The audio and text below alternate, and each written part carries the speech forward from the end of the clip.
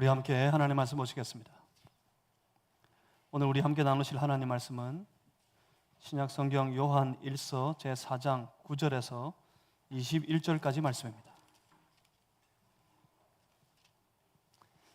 제가 가지고 있는 성경책에는 신약 성경 제392페이지에 있습니다.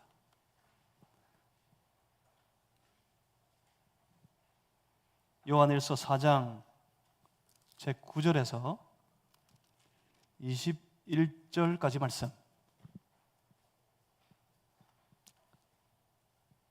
오늘 함께 예배드리기 위해 모인 이 거룩한 주일의 아침에 우리에게 허락하신 하나님 말씀입니다.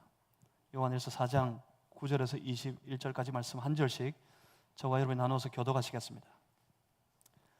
하나님의 사랑이 우리에게 이렇게 나타난 바 되었으니 하나님이 자기의 독생자를 세상에 보내심은 그로 말미암아 우리를 살리려 하심이라.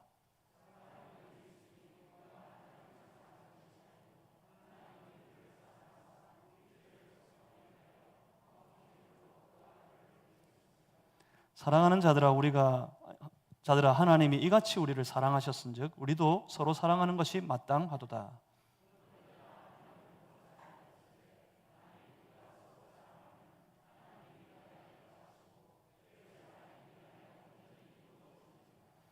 그의 성령을 우리에게 주심으로 우리가 그 안에 거하고 그가 우리 안에 거하시는 줄을 아느니라.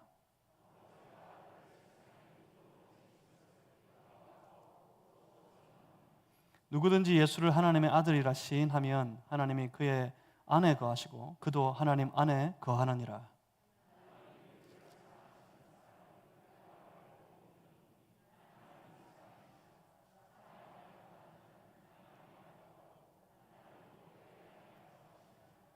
이로써 사랑이 우리에게 온전히 이루어진 것은 우리로 심판날에 담대함을 가지게 하려 함이니 주께서 그러하심과 같이 우리도 이 세상에서 그러하니라.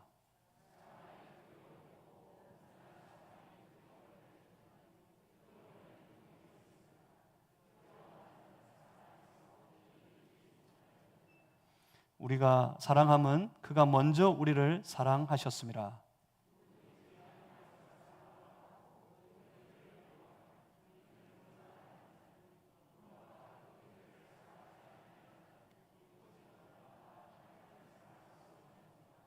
우리가 이 계명을 주께 받았나니 하나님을 사랑하는 자는 또한 그 형제를 사랑할지니라. 아멘. 자, 잠시 기도하고 함께 하나님 말씀 받겠습니다. 살아계신 하나님, 오늘도 말씀으로 우리를 찾아오시고 우리 가운데 임재하시니 감사합니다. 우리의 영이 하나님을 향하여 활짝 열려서 우리 가운데 찾아오신 주의 얼굴을 우리로 보게 하여 주시옵소서. 주님을 만나게 하시고 주님을 듣게 하시고 주님을 깨닫게 하여 주시옵소서. 성령님 우리를 도와주시옵소서. 그 말씀 따라 주시는 말씀조차 살아갈 새 힘을 우리 가운데 허락하여 주시옵소서. 성령이시여, 주의 성령이시여, 오늘 예배 가운데 충만하여 주옵소서. 예수 그리스도 이름으로 기도하옵나이다. 아멘. 신앙은 하나님과의 사귐입니다. 신앙은 하나님과 누리는 거룩한 관계입니다. 이제 이만하면 이걸 기억하실 만합니다. 여러분 기억하시겠습니까? 신앙은 뭐라고요? 신앙은 관계입니다. 하나님과의 관계. 그래서 신앙인은 항상 무엇에 집중하여 살아야 될까요? 그 관계, 하나님과의 깊은 친밀한 관계에 집중해서 살아야 합니다. 아니 외우셨으면 좋겠어요. 계속 기억하셨으면 좋겠습니다. 신앙은 뭐라고요? 관계입니다. 하나님과의 거룩한 관계. 우리 한번 따라하겠습니다. 신앙은 관계다. 뭐라고요? 신앙은 관계다. 관계가 친밀하고 그 관계가 건강할 때 우리는 그렇게 말할 수 있습니다. 성도가 하나님과의 관계가 아주 친밀하고 하나님과의 관계가 아주 건강할 때 우리는 그 성도를 향하여 신앙이 참 좋다, 신앙이 참 뜨겁다, 이렇게 말할 수 있습니다. 그의 교회 이력과 교회 생활의 연륜으로 신앙을 좋다, 그렇지 않다 판단하거나 말할 수 있는 것이 아닙니다. 우리가 신앙이 참 좋다 말할 때는 그 사람이 그 내면에서부터 하나님을 만나 누리는 그 친밀한 관계 때문에, 하나님과의 관계가 건강할 때 그들은 스스로 그렇게 느낄 수 있는 거예요. 내가 참 신앙이 지금 좋아졌구나.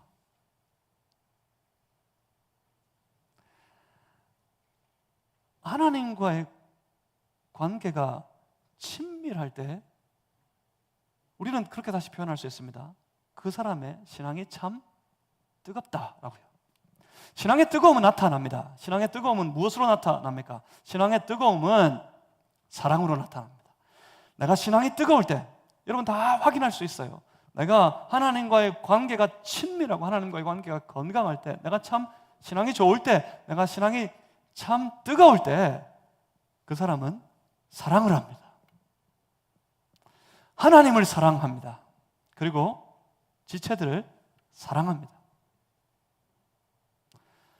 지난주에 함께 나누었던 말씀과 같이 사랑하는 자들아 우리가 서로 사랑하자, 사도 요한이 간절히 외쳤던 그 외침과 같이 사랑으로 나타납니다.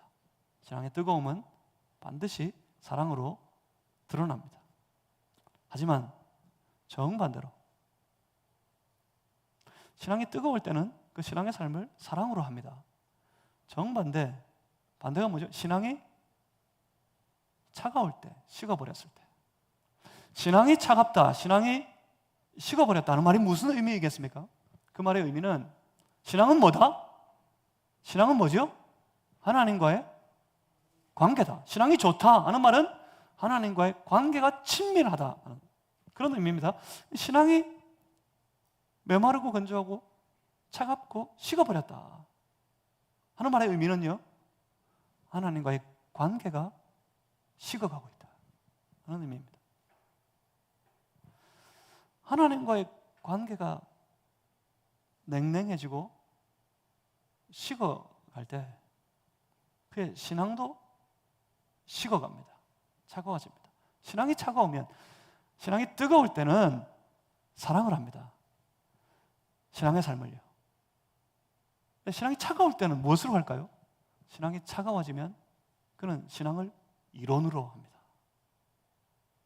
신앙이 차가워지면요, 신앙은 생각이 됩니다. 생각. 신앙이 차가워지면요, 그에게 신앙은 이념이 되고요, 사상과 같은 것이 됩니다. 소위 신앙을 관념으로 합니다. 이 머릿속에 머물러 있는 생각, 이론, 이념, 사상 이런 그런 것과 같이 왜곡되고 신앙이 비뚤어져 버립니다. 이걸 비뚤어졌다 그래요.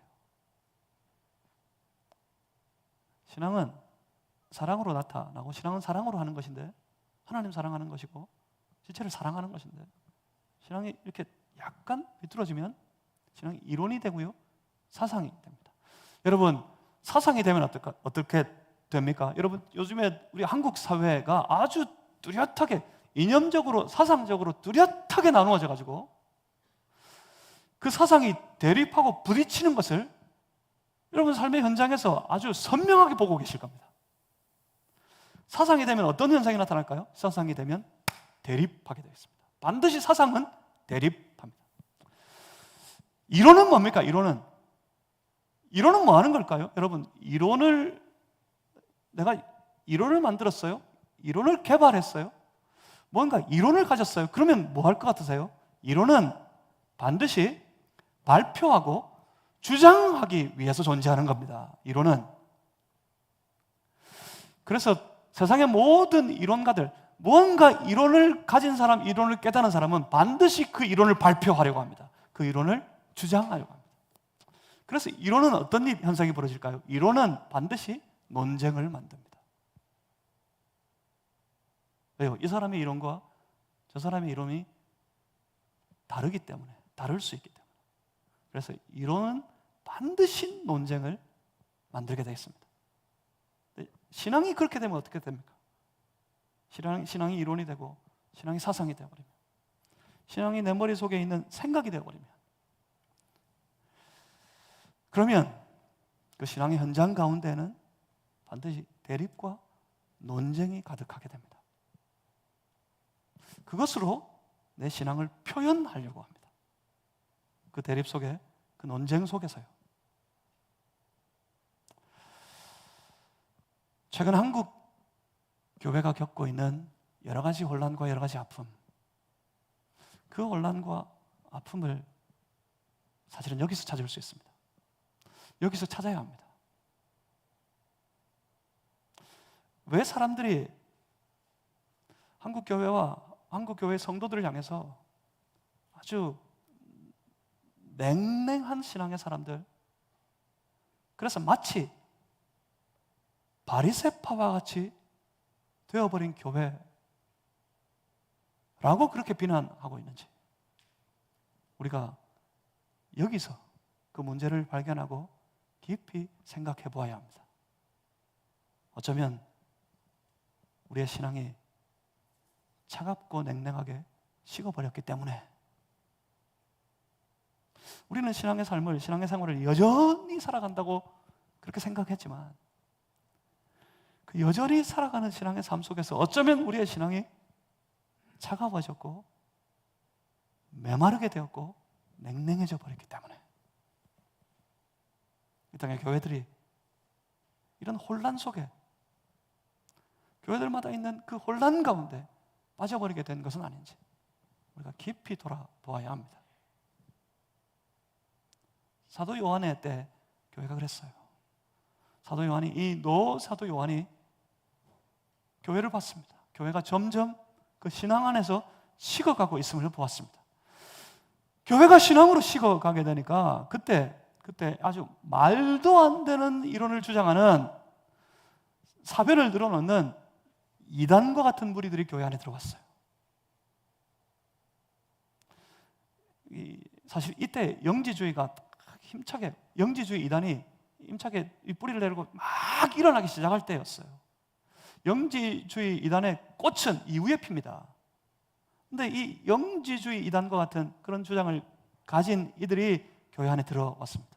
교회 안에 들어와서 그 말도 안 되는 이론을, 그 말도 안 되는 사변을 늘어놓기 시작했습니다. 그들의 이론이 뭐였어요? 예수는 그리스도가 아니다. 어디였어요? 그들이 들어온 곳이 어디입니까? 그들이 들어온 곳이 예수의 그리스도 되심을 믿는 무리들이 함께 모여서 공동체를 이룬 교회였어요. 교회. 그 교회 안에 들어와가지고 이들이 늘어놓는 이론이, 이들이 외치는 사변이 그거였어요. 예수는 그리스도가 아니다. 예수는 그리스도일 수가 없다. 그런데 사람들이 그 사변에 현혹이 되어버립니다. 그리고 드디어 의심하기 시작했어요. 사람들이 의심하기 시작했습니다.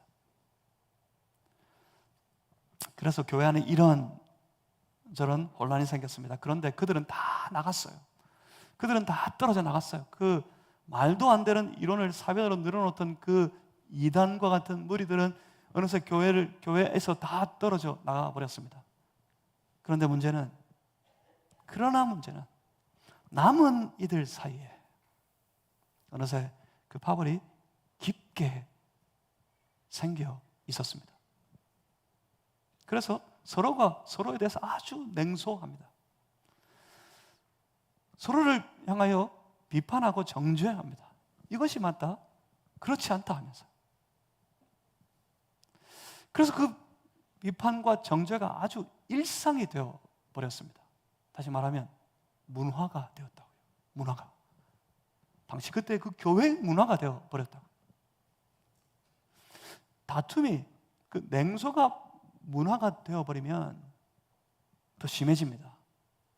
이것이 문화가 되면 신앙은 점점 차갑게 마치 얼음과 같이 냉랭해져 버립니다. 그런 교회를 향해 사도가 외쳤어요. 요한 사도가 외치기를 뭐라고 외쳤습니까? 사랑하는 자들아, 지금 교회 현실은 그 악한 무리들이 훑고 지나간 깊은 상처 때문에 서로 오래 나누어져서 서로 대립하고 교회가 이렇게 이리저리 큰 혼란을 겪고 있을 때 사도가 온 교회를 향해서, 교회 공동체를 향해서 그렇게 선포합니다. 사랑하는 자들아, 우리가 서로 사랑하자. 하나님은 뭐라고요? 하나님은 사랑이시다. 사도가 외칩니다. 하나님은 사랑이시다.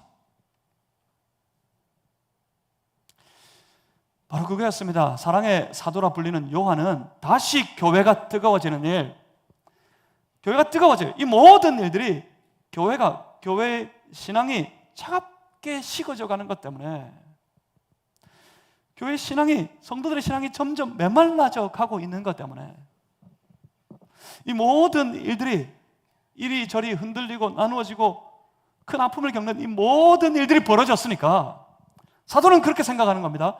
사랑의 사도라 불리는 요한은 여지없이 그렇게 생각했던 겁니다. 교회가 다시 뜨거운 신앙을 회복하는 길이 서로 사랑하는 것이라고 생각했던 겁니다. 바로 이거였어요. 서로 사랑하는 교회가 뜨거운 교회란 말입니다. 서로 사랑하는 교회가 뜨거운 신앙을 가진 교회입니다. 나누어짐과 다툼이 문화가 된 교회는 증거예요. 그 신앙이 형식적인 것이 되어버렸다 하는 것의 증거입니다. 근데 반대로 서로를 용납하고 하나를 이루어가고 자신을 희생하고 다른 사람을 세워주는, 그러니까 한마디로 서로 사랑하는 문화가 만들어져 가는 교회는 그 교회가 살아있는 뜨거운 신앙의 공동체라는 증거입니다.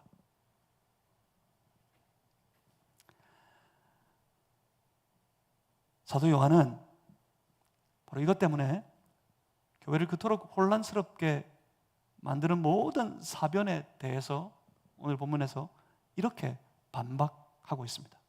먼저는 이겁니다. 본문 9절 말씀을 보십시오. 9절 말씀은 이렇게 시작합니다. 하나님의 사랑이 우리에게 이렇게 나타난 바 되었으니 라고요. 뭐가 나타났어요? 하나님의 사랑이 나타났어요. 하나님의 사랑이 어떻게 되었다고요? 하나님의 사랑이 나타났다고요. 누구에게 나타났다고 말씀합니까? 우리에게 나타났다, 이렇게 말씀합니다.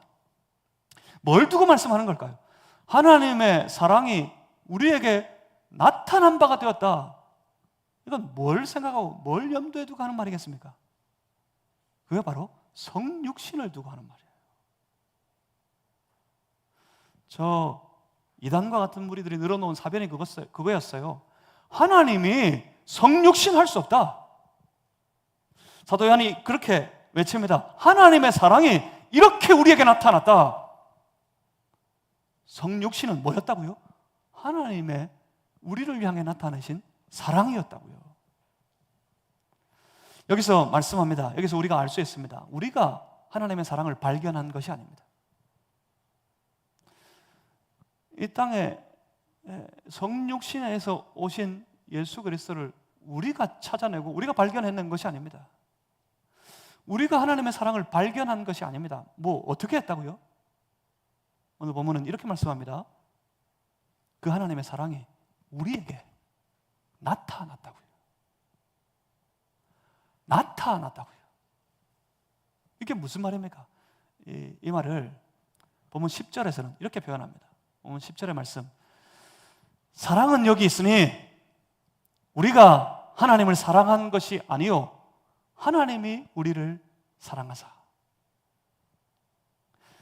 우리가 하나님 사랑한 것 아니랍니다. 사랑은 여기 있는데 우리가 하나님 사랑한 것 아니다. 우리가 하나님을 사랑한 것이 아니다. 하나님이 우리를 사랑하셨다. 이렇게 선포합니다. 하나님이 사랑하셨지 우리가 하나님을 사랑한 것이 아니랍니다. 그런데 그런 생각이 들지 않습니까? 저는 그런 생각이 듭니다. 그렇지 않습니다. 사랑합니다. 우리 하나님 사랑합니다. 왜 우리가 사랑하지 않습니까? 우리는 다 하나님 사랑하는 사람들이에요. 최소한 성도라면, 우리가 하나님의 자녀, 구원받은 성도라면 그 성도는 하나님을 사랑하는 사람들입니다.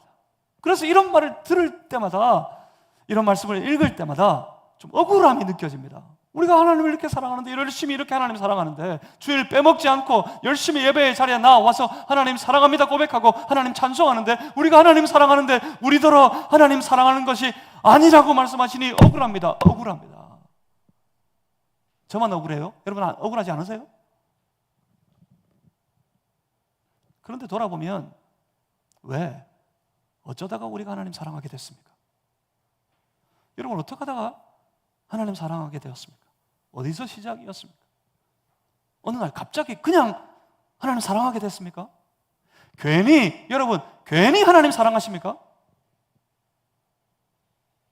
우리가 하나님을 사랑하지만, 우리가 하나님을 사랑한다 하지만 사실은 우리가 가진 하나님을 향한 그 사랑마저도 이것 때문이에요. 오늘 본문에서 말씀하고 있는 하나님의 사랑이 우리에게 나타나 버렸기 때문에, 하나님의 사랑이 우리에게 나타났으므로, 다시 말하면 하나님이 우리를 먼저 사랑해 주셨기 때문에 그 하나님의 사랑을 우리가 받게 되었어요. 하나님의 사랑이 우리에게 나타나서 하나님 우리를 사랑해 주셔서 우리가 그 하나님의 사랑을 받게 되었습니다. 그 하나님의 놀라운 사랑을 받은 우리가 하나님을 깨닫게 됐고요, 하나님의 사랑 때문에 우리를 위해 우리에게 나타나신 그 하나님의 사랑으로 인해서 우리가 하나님을 깨닫게 됐고요. 그전에는 몰랐어요. 인간이 발버둥을 쳐도 하나님 몰라요. 하나님은 알 수가 없어요. 하나님 깨달을 수가 없어요. 하나님과 끊어져 버린 관계 속에 있는데 아무리 애를 써도 하나님께 닿을 수가 없어요. 그런데 그 하나님이 우리에게 나타나 버리셨기 때문에, 하나님이 그렇게 우리를 사랑해 주셨기 때문에 우리가 하나님을 깨닫게 됐습니다. 하나님을 깨닫게 됐고 그 하나님을 알게 되었습니다. 그래서 우리를 무조건 사랑해 주시는 그 하나님을 우리도 사랑하게 된 겁니다. 우리도. 그렇습니다. 먼저 하나님 사랑이 우리에게 나타났습니다. 먼저 하나님이 그렇게 우리를 사랑해 주셨습니다. 그러면 어떻게 나타났습니까? 어떻게 우리를 사랑해 주셨습니까? 본문 9절 말씀을 다시 보겠습니다. 9절. 하나님의 사랑이 우리에게 이렇게 나타난 바 되었으니, 어떻게 해요? 이렇게 나타났답니다. 어떻게? 하나님이 자기의 독생자를 세상에 보내시면, 하나님께서 우리를 향해 하나님의 사랑을 나타내셨는데, 하나님의 사랑이 우리에게 이렇게 나타났는데 그것이 어떤 방법이었습니까? 자기의 독생자를 세상에 보내시는 것이었습니다. 그러니까 자기의 독생자를 세상에 보내신 것은 하나님의 사랑이었습니다. 하나님이 우리를 사랑하시는 방법이었습니다. 자기 독생자를 세상에 보내신 것, 이걸 너무 쉽게 여겨서는 안 됩니다. 이것은 자기 백성을 향하신 하나님의 아주 처절한 사랑의 결과입니다. 언제였습니까? 여전히 자신을 외면하고 자신을 멀리 떠나버린 자기 백성들, 그들을 여전히 사랑하시는 하나님께서 그들을 구하시기 위해, 그들을 살리시기 위해 하나님께서 처절한 사랑을 스스로 결정하셨습니다. 그들을 하나님의 사람들을, 하나님의 백성된 우리를 사랑하시기 때문에 하나님께서 아주 무서운 자기 결정을 하신 게 있어요. 스스로 결정하신 것이 있습니다. 그것이 무엇입니까? 하나님께서 무엇을 결정하셨습니까? 그것을 본문 10절에 이렇게 말씀하고 있습니다. 10절 말씀을 다시 봐야겠는데, 사랑은 여기 있으니 우리가 하나님을 사랑한 것이 아니요 하나님이 우리를 사랑하셨다. 하나님의 사랑이 우리에게 나타났다. 그것은 자기 독생자를 우리에게 보내신 것이다. 그 독생자를 보내심이, 그 보내실 때 하나님의 결정이 무엇이었습니까? 이거였답니다. 그 하나님이 우리를 사랑하사 우리 죄를 속하기 위하여 화목 제물로 그 아들을 보내셨습니다. 자기 독생자를 보내셨어요. 이 땅에 하나님의 사람들을 사랑해서 그들에게 사랑을 나타내시되 자기 독생자를 보내셨어요. 자기 독생자를 보내실 때 하나님께서 결정하신 것이 무엇입니까? 그를 화목 제물, 우리를 위하여 화목 제물로 삼으시기로 결정하셨어요. 무슨 말입니까? 죽기로 하셨다고요. 스스로 죽기로 결정하셨다고요. 자신을 죽이시기 위해 이 땅에 오신 것이었습니다. 왜 이렇게 결정하셨습니까? 무엇 때문에 이렇게 결정하셨습니까? 예, 사랑하셔서 하셨다지요. 사랑하시니까 이렇게 결정하셨어요. 자신을 죽이기로, 화목 제물로 내어 주시기로 그렇게 결정하셨어요. 이게 무엇 때문이었냐고요? 왜 그렇게 하셨냐고요? 9절 말씀을 다시 봅니다. 다시 돌아가서 9절 말씀을 보십시오. 9절의 말씀 우리 다 같이 한번 읽어보겠습니다.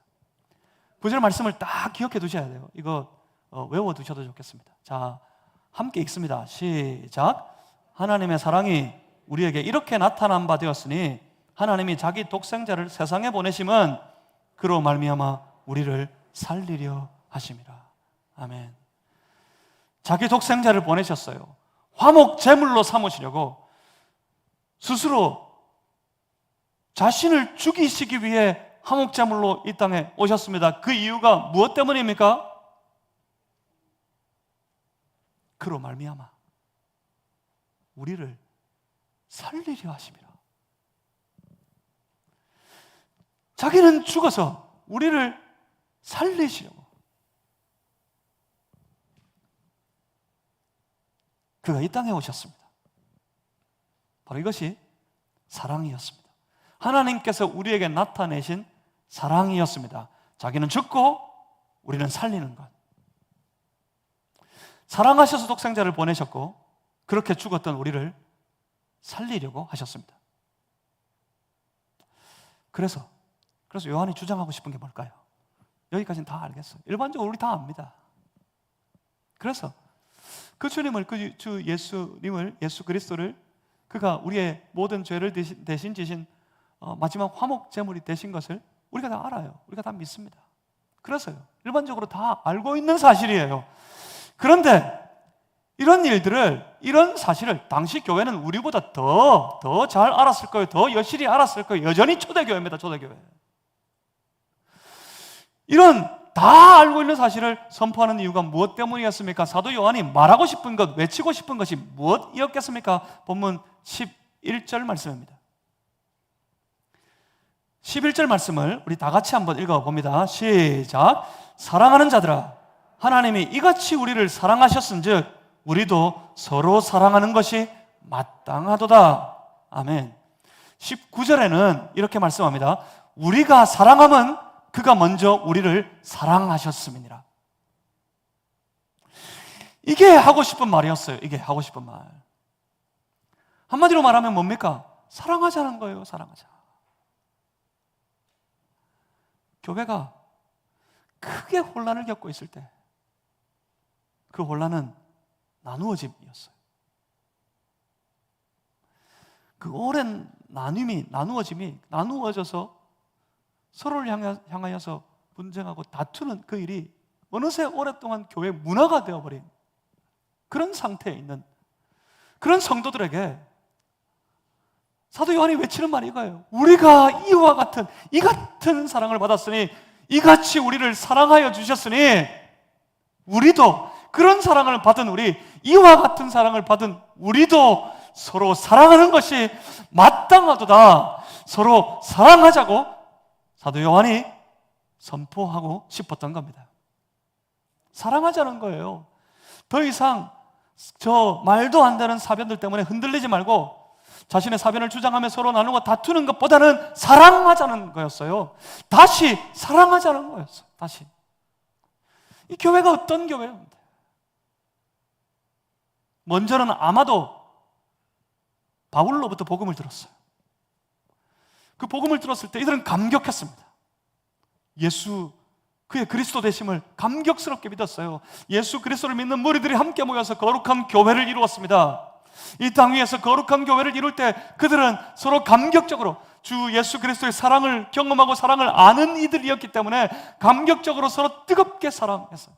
시간이 많이 갔습니다. 이제 이 노 사도가 90을 다 넘어가고 있는 때였기 때문에 시간이 많이 지났어요. 어쩌면 다음 세대가 이제 점점 일어나고 있는 그런 때였습니다. 그런데 그때 그들의 신앙이 점점 메마르고 식어가더니 이상한 주장이 교회 안에 들어왔더니 이리저리 흔들리고 나누어지고 다투고 이런 상황에 빠져있는 이 교회를 보면서 이 노 사도가 안타까운 마음으로 그렇게 외치고 있는 거예요.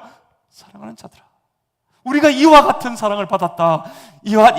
이같이 우리를 사랑해 주셨으니 우리도 서로 사랑하는 것이 마땅하지 않겠느냐. 우리 서로 다시 사랑하자고 사도 요한이 외치고 있는 겁니다. 다시 사랑하자는 겁니다. 다시 주 예수 그리스도를 믿는 신앙 안에 뜨거워져서 뜨겁게 우리도 서로 사랑하자는 겁니다. 오늘도 마찬가지입니다. 어쩌면 시간이 갈수록 생생해져 가는 것이 아니라 한국교회의 역사가 오래되고 가면 갈수록 점점 식어가고 냉랭해져 가고 있는 이때, 교회들마다 저마다 큰 혼란을 겪고 있다고 하는 이때, 오늘 이 본문의 말씀은 이 말씀 가운데 우리 교회 머리 대신 주 예수 그리스도께서는 이렇게 선포하고 싶어 하십니다. 너희가 이와 같은 사랑을 받았으니 너희도 서로 사랑하는 것이 마땅하지 않겠느냐. 서로 사랑하는, 그래서 온전히 하나를 이루어가는 거룩한 공동체가 되어야 하겠습니다. 사랑하는 성도 여러분, 오늘 본문의 말씀과 같이 먼저 우리를 하나님 이와 같이 사랑해 주셨으니 우리도 서로 사랑하는, 온전히 난임의 문화가 아니라 서로 사랑하는 아름다운 문화를 함께 이루어가는 거룩한 공동체가 다 되실 수 있기를 주님의 이름으로 축복합니다. 12절에 와서는 사도가 이렇게 말씀합니다. 12절 시작의 부분을 보시면 어느 때나 하나님을 본 사람이 없으되, 여러분 하나님 본 사람 있으세요? 눈으로? 역사 이래 하나님을 눈으로 본 사람은 없습니다.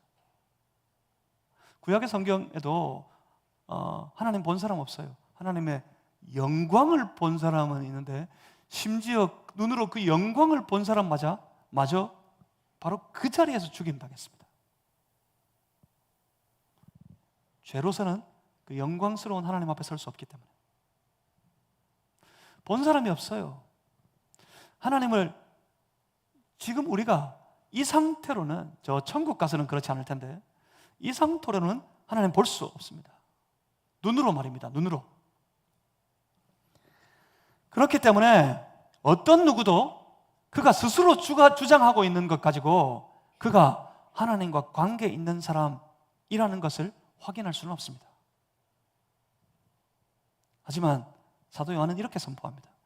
우리가 서로 사랑하면, 우리가 서로 사랑하게 되면 하나님이 우리 안에 거하신다.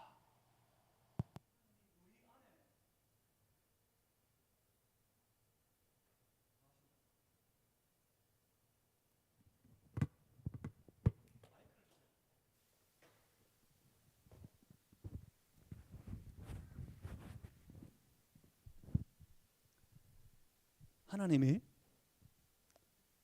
우리 안에 거하신답니다. 어떻게 하면? 우리가 서로 사랑하게 되면. 공동체가 서로 사랑하여서 그 안에 사랑을 이루어가게 될 때, 눈으로는 볼 수 없는데, 눈으로는 보이지 아니하시는데 그 공동체 안에 하나님이 계심을 확인할 수 있다는 말입니다. 그러니까 이렇게 되는 겁니다. 우리 안에 하나님 계시면, 하나님께서 우리 안에 계시면, 눈으로 볼 수 없는 그 하나님이 우리 안에 찾아오셔서 하나님의 놀라운 사랑을 우리 가운데 나타내셔서 하나님과의 깊은 친밀한 사귐을 가지게 될 때, 하나님이 우리 안에 임하시면, 하나님이 우리 안에 계시면 어떻게 될까요? 죽어가는 그 신앙이, 그 죽어가던 신앙마저도 우리 안에서 살아나게 됩니다. 신앙이 살아나게 되면, 살아있는 신앙이 되면 아주 기이한 일이 벌어집니다. 그 신앙이 밖으로 흘러나옵니다. 신앙은 뭐라고 그랬죠? 신앙은 하나님과의 뭡니까? 다시 따라하겠습니다. 신앙은 관계다. 신앙은 뭐라고요? 신앙은 관계입니다. 관계. 보이지 않는 하나님과의 관계, 그것조차 눈으로 볼 수 없습니다. 내가 내 안에서 확인하는 거죠. 하나님이 내 안에 계시기 때문에 내가 하나님과 사귀고 교제하고 하나님과의 관계 맺음을 내가 확인하는 거예요. 내가. 그래서 내 신앙이 좋아지는 거예요. 내 신앙이 살아있는 거예요. 관계가 건강한 것이 신앙이 좋은 거라 그랬어요. 하나님과의 관계가. 그래서 내 안에 신앙이 살아납니다. 하나님이 내 안에 계신 것을 내가 스스로 확인하기 때문에 내 안에 있던 신앙이 살아납니다. 그런데 내 안에 사람들은 볼 수 없는 신앙이 내 안에 살아나게 될 때 기이하게 그 신앙이 밖으로 흘러나옵니다. 그 신앙이 우리의 삶의 언행과 심사로 흘러나오게 됩니다. 신앙이 밖으로 흘러나오는데 그것이 오늘 여기서 오늘 본문의 말씀을 통해서 볼 때 바로 그것이 사랑으로 나타납니다. 사랑하면 그래서 서로가 서로에게 확인할 수 있는 거예요. 온 공동체가 서로 하나 되어져서 서로 용납하고 그 사랑을 서로 사랑을 이루어가게 될 때 서로가 서로 가운데 확인하는 거예요. 우리 안에 하나님 계시다. 우리 안에 하나님 계시구나 하고 확인하게 되는 것입니다. 신앙의 마음이 차갑게 식어버리고 냉랭해지면 신앙이 이론으로 사변으로 흐르게 되어 있다고 그랬습니다. 이론에 빠져버립니다. 그래서 말도 안 되는 자기 이론에 스스로 매몰되어져서 벗어나지를 못합니다. 보실래요? 지금 이 교회를 보십시오. 지금 본문의 이 교회는 예수 그리스도를 믿는 무리들의 공동체, 교회라고 그랬어요. 그런데 그 교회 안에 들어와서 외치는 말도 안 되는 이론이 뭐였다고요? 예수 그리스도를 부인하는 거예요. 예수 그리스도를. 저 밖에서 예수 안 믿는 무리들에게 이 이론을 외치고 이 사상을 선포하고 있는 것이 아니었습니다. 교회 와가지고 외치는 거예요. 교회 안에서 외치는 소리. 이들의 외침이 그거였어요. 하나님의 거룩하신 영이 악한 인간의 육체에 들어올 수 없다. 그래서 성육신이라는 예수는 그리스도일 수 없는 것이다. 그는 그리스도가 아니다. 예수 그리스도를 부인합니다. 예수 그리스도를 믿는 믿음 때문에 교회가 되었는데 그 믿음으로 함께 교회되어 살아가고 있는데 그들에게 예수 그리스도를 부인하는 이 어처구니 없는 이론들을 선포했더니 그 사변을 외쳤더니 그 이론이 그 사변이 지금 어떻게 됐어요? 교회 통하고 있어요. 이 말도 안 되는 이론이 말도 안 되는 사변이 교회 안에 통해요. 예수 그리스도를 믿는 무리들 가운데 선포되어진 예수는 그리스도가 아니다고 하는 사변이 통해버렸다고요. 그래서 이리저리 교회가 혼란을 겪고 있습니다. 무엇 때문이었습니까? 왜 이 말도 안 되는 사변이 통합니까? 말도 안 되는 사변이 통하게 되는 이유는 항상 그것 때문이에요. 그 이전에 신앙이 식어 있기 때문에, 신앙이 메말라 있기 때문에, 하나님과의 관계가 냉랭해져 버렸기 때문에, 신앙의 마음이 냉랭해져 버렸기 때문에 이 무서운 혼란이 교회 안에 벌어지고 있었던 겁니다. 그래서 사도는 이들의 주장을 생각할 때마다 마음이 아픕니다. 그들의 외침을 떠올릴 때마다 가슴이 아픕니다. 왜요? 사도가 이렇게 외칩니다. 사도 선포하기를 본문 14절 말씀 한번 보십시오.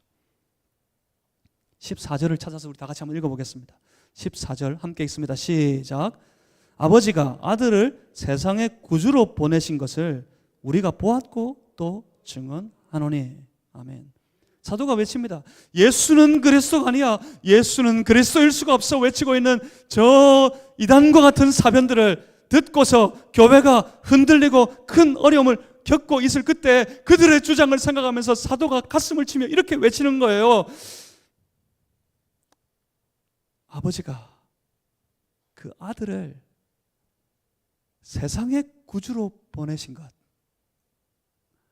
하나님께서 그 아들 독생자 주 예수를 이 땅에 그리스도로 보내신 것, 그것을 어쨌다고요? 그것을 우리가 보았다. 내가 보았다. 그러니까 사도의 이 말은 그겁니다. 내가 봤는데 무슨 소리야? 우리가 봤는데 무슨 소리냐고. 저들은 생각으로, 사상으로, 이론으로 외쳐요. 예수는 그리스도일 수가 없다고. 그런데 지금 요한은 봤어요. 이 사도 요한은 봤어요. 그 보고 수많은 무리들이 따랐고 함께 믿었고 그들의 증거를 듣고 믿어서 함께 모여 교회를 이루었습니다. 사도가 그들을 향해 외칩니다. 내가 봤는데, 내가 봤는데. 내가 봤는데, 우리가 봤는데 무슨 소리냐? 그래서 무슨 말입니까? 사도가 하고 싶은 말은 이겁니다. 그 말도 안 되는 사변에 넘어지지 말고 다시 겸손히 주 예수 그리스도를 바라보고 주의 말씀과 같이 우리 모두가 함께 하나를 이루어가는 사랑을 하자. 사랑을. 그 사랑을 이루자 사랑을 하자는 겁니다. 신앙을 저 사변으로, 이론으로 하기보다 신앙을 저 사변 쫓음으로, 이론을 쫓음으로 나아가는 것이 아니라 차라리 우리 신앙을 하나님을 향한, 우리 지체들을 향한 사랑으로 하자는 것입니다. 사랑하자고요. 사랑하자고 사도가 외치고 있는 겁니다. 그래서 오늘 본문 마지막에 이렇게 선언하고 있는 것입니다. 본문 20절, 누구든지 하나님을 사랑하노라 하고 그 형제를 미워하면 이는 거짓말을 하는 자니 보는 바 그 형제를 사랑하지 아니하는 자는 보지 못하는 바 하나님을 사랑할 수 없느니라. 우리가 이 계명을 주께 받았으니 하나님을 사랑하는 자는 또한 그 형제를 사랑할지니라. 이것은 사랑과 신앙에 대해서 일반적인 어떤 신학을, 이론을 이야기하려고 하는 것이 아닙니다. 이건 당시 교회의 상황 때문에 주신 말씀이에요. 결국 이렇게 되는 겁니다. 예수님께서 이 땅에 오신 것, 그것은 우리를 살리려고 하신 하나님의 말할 수 없는 놀라운 사랑이었는데 우리가 이와 같은 사랑을 받았는데 그 사랑으로 인해 우리는 살아났고 우리는 다시 하나님과 함께 연합이 되어졌고 생명을 얻게 되었고 우리가 다 살아나게 되었는데 그 하나님의 사랑이 우리에게 찾아오신 예수 그리스도의 그 사랑이 우리를 살려버린 것처럼 우리도 서로가 서로에게 연합되어 함께 사랑하는 그런 거룩한 삶을 살아가야 하는 것이라고 사도가 외치고 있는 겁니다. 한마디로 이와 같은 사랑을 받았으니 우리는 사랑해야 한다는 말입니다. 오늘 이 시대와 이 시대 가운데 교회로 살아가는 우리들에게 이 말씀이 주시는 교훈이 너무나도 큽니다. 이 땅의 교회들 어느새 21세기 한가운데 그 신앙의 관계를 점점 잃어가고 그 신앙이 점점 차가워져가고 냉랭해져서 교회마다 큰 어려움을 겪고 있는 이때 이 말씀이 우리에게 울리는 바가 너무나도 큽니다. 그렇습니다. 우리가 어떤 사람입니까? 우리가 오늘, 그때에도 그렇지만 오늘 우리도 그렇습니다. 우리가 이와 같은 하나님의 사랑을 받은 사람들입니다. 우리는 다 하나님 사랑받은 사람들입니다. 하나님이 사랑하는 하나님의 백성들입니다. 그래서 오늘 본문의 말씀은, 요한일서의 말씀은 우리에게 그렇게 도전하고 있습니다. 우리가 이와 같은 사랑을 받은 하나님의 사람들이 되었으니 우리도 서로 사랑하는 것이 마땅하도다. 사랑하는 성도 여러분, 서로 사랑하는 공동체가 되시기를 주님의 이름으로 축복합니다. 서로 사랑합시다. 앞뒤 좌우 보시고, 앞뒤 좌우 봤더니 평소에 눈에 가시처럼 생각하고 막 미움이 싹트고 있는 그런 사람이 보이세요? 앞뒤 좌우 보시고 우리 다 똑같이 그렇게 한번 고백하겠습니다. 우리 다 이와 같은 사랑을 받았어요. 예수님의 사랑을. 예수님의 사랑을 받은 우리도 이와 같이 서로 사랑하는 것이 마땅하다 했으니 우리 사랑을 고백합니다. 예수님의 이름으로 당신을 사랑합니다. 우리 한번 고백하겠습니다. 시작. 안 봤죠? 안 봤죠? 자, 보고 하겠습니다. 자, 그 사람 보고 하겠습니다. 함께 보고 고백합니다.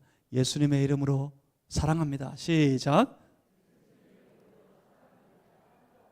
그렇습니다. 우리 주 예수 그리스도의 놀라운 사랑을 받은 우리가 이와 같은 놀라운 사랑을 받았으니 하나님께서 우리를 이와 같이 사랑하여 주셨으니 우리 다 같이 서로 하나 되어져서 주의 사랑으로 서로 사랑하며 함께 주의 일을 주님 맡기신 사명을 이루어가는 거룩한 공동체가 되시기를 바랍니다.